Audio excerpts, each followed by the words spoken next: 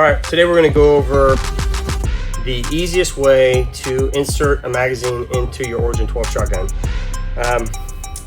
First of all, just letting everybody know, we are handling a dummy round just for demonstration purposes. I'm gonna go ahead and insert that into the magazine.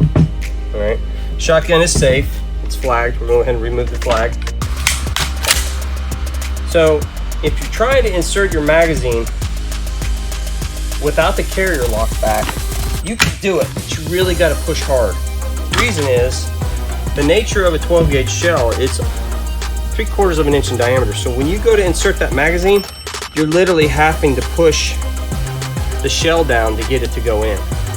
And if you have a fully loaded magazine, the more you compress that spring, the harder it becomes. So the more ammo you have in here, the harder it is to actually insert the magazine.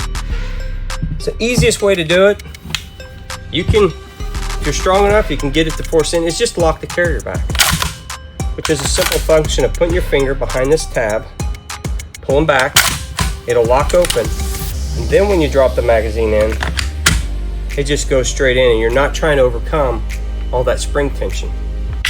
So again, just lock it back, insert the magazine. Shotgun, the Origin is designed so that it will lock open on the last round. So when you're doing magazine changes, this is not something you'll have to do. It'll be ready to accept the magazine as soon as it goes empty. Just put the next magazine in it, hit that button, it'll charge it, it'll be ready to go.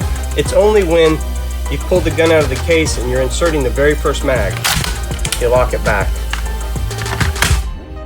Okay, it's totally possible to put it in and jam it in like that, especially if you're wanting to carry the gun with ammo in the magazine and not one in the chamber.